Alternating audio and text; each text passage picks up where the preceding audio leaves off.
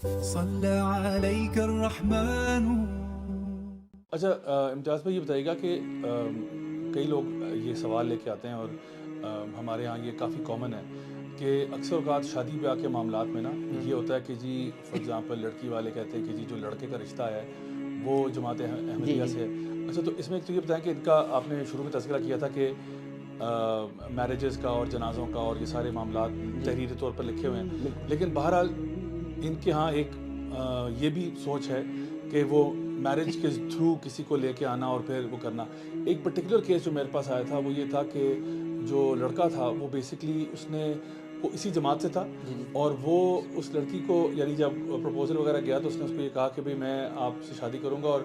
بڑا اس نے نا واٹر ڈاؤن کیا. اس نے کہا کہ کچھ بھی نہیں ہے, بس آپ آئیں, اس میں ایسی کیا بات ہے. لیکن جب اس لڑکی نے مزید تحقیق کی اور وہ پھر ایک لو میرج کا سین بن رہا تھا تو پتہ چلا کہ نہیں معاملات بہت سنگین ہیں, اور وہ بندہ جو کلیم کر رہا ہے کہ نہیں کچھ بھی نہیں ہے وہ بہت زیادہ سیریس قسم کے عقائد وہی تھے جس طرح کے جماعت احمدیہ میں ہوتے ہیں, وہ عقائد تھے اور وہ ان کو چینج کرنے کے لیے بھی تیار نہیں تھا. تو اس معاملے میں بھی ذرا تھوڑا سا رہنمائی فرمائیں کہ عام طور پہ لوگ کہتے ہیں اچھا جی چلو شادی ہے وہ یا تو یہ سمجھے وہ بعد میں ٹھیک ہو جائے گا,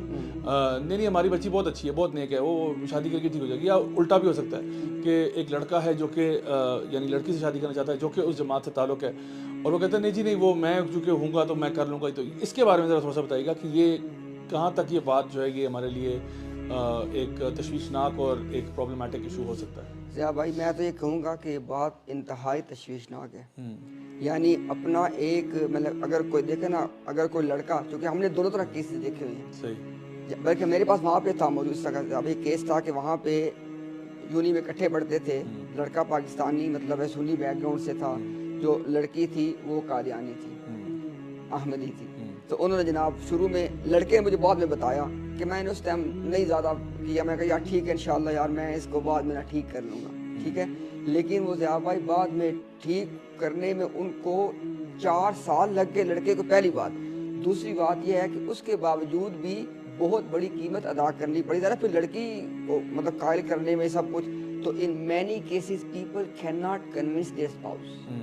ان مینی کیسز. میں خود ضیاء بھائی ابھی اس وقت ایک کیس کو اپنے وہاں پہ ڈیل کر رہا ہوں جہاں پہ ایک بندہ اپنے 5 بچوں سمیت 20 سال قبل ان کے ساتھ چلا گیا. ابھی اس کے الفاظ تھے کہ امتیاز بھائی میں دلدل میں گر گیا تھا, میں اب نکل آیا ہوں, but I need some time, میں اپنی فیملی کو بھی ساتھ لے کے نکلنا چاہتا ہوں, تو لیکن ابھی مجھے وقت لگے گا. اور اٹس ویری ان لائکلی اللہ تعالیٰ ان کو ہدایت دے کہ اس طرح پورا خاندان نکل جائے. ان مینی کیسز فیملی ٹوٹ جاتی ہے. تو یہ اسٹیپ بہت سیریس ہے. میں کہوں گا جو آدمی اس کو کنسیڈر کر رہا ہے وہ اس کے بارے میں 1,00,000 دفعہ سوچے, کیونکہ میں آپ کو وہ بتا رہا ہوں جو کچھ آن گراؤنڈ ہو رہا ہے. It's very difficult once you get سکڈ ان, ویری ڈیفیکلٹ. اچھا ہم لوگ بھی عام طور پہ جب لوگوں کو بتاتے ہیں نا کہ جی آپ نے اسپاؤس ڈھونڈنا ہے, آپ نے شادی کرنی ہے تو کیا کرنا ہے, تو ہم کہتے ہیں دیکھیں بچوں کی تربیت کی بات ہے, اللہ آپ کو اولاد بھی دے گا. بچوں کی تربیت میں جو سب سے پہلا پیرنٹنگ کا پری ریکوزٹ ہے وہ یہ ہے کہ آپ پہلے اچھے شوہر یا بیوی کا انتخاب کریں. کیونکہ دیکھیں آپ کے بچے جو ہے نا وہ آپ کے لیے صدقہ جاریہ ہوں گے, یا تو کیونکہ اللہ تعالیٰ وہ بچے تو ٹیکنیکلی آپ کے ہیں ہی نہیں, وہ تو اللہ کے بندے ہیں. اللہ آپ سے پوچھے گا کہ بھئی تم نے ان کو کیسے ریز کیا, تم نے ان کو, کیونکہ دیکھیں بچے تو جانوروں کے بھی ہو رہے ہیں نا, ہمارے سے حساب یہ ہوگا کہ تم نے اپنے بچوں کی تربیت کیسے کی. اگر سب سے پہلے سوال یہ ہوگا کہ آپ نے اسپاؤس سلیکشن میں کیا کیا. اگر وہ, اور میں ابھی تو صرف احمدی جماعت کی بات نہیں, ویسے بھی میں بات کر رہا ہوں کہ وہ بندہ باکردار ہے, اخلاق والا ہے, اللہ کو مانتا ہے, دین پر چلتا ہے, یعنی یہ ساری چیزیں بڑی اہم ریکوائرمنٹس ہوتی ہیں.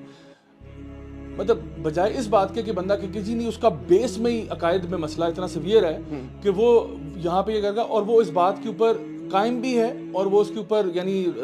رہنا بھی چاہتا ہے. تو سب سے پہلا تو فرکشن یہاں پہ آئے گا کہ آپ اپنے بچے ایک طرح پالنا چاہ رہے ہیں, یہ بندہ کسی اور طرح پالنا چاہ رہا ہے, اور سب سے بڑا کانفلکٹ یہاں پہ آتا ہے. سو آئی تھنک سب سے پہلی بات تو یہ ہے کہ ہمیں اپنی اسپاؤس سلیکشن کے اندر دیکھنا چاہیے کہ جو بھی بندہ ہے, اور نبی کریم صلی اللہ علیہ وسلم کی بھی تعلیمات اس کے بارے میں موجود ہیں کہ اس کا دین بھی دیکھا جاتا ہے. ایک عورت سے فار ایگزامپل آپ نکاح کرتے ہیں, اس کا مال, اس کی فیملی, اس کا حسب نسب وغیرہ, تو یہ ساری چیزیں دیکھی جاتی ہیں, لیکن سب سے پہلے اس کا دین ہے. یعنی دین اگر نہیں ہے تو پھر آپ پتہ نہیں کس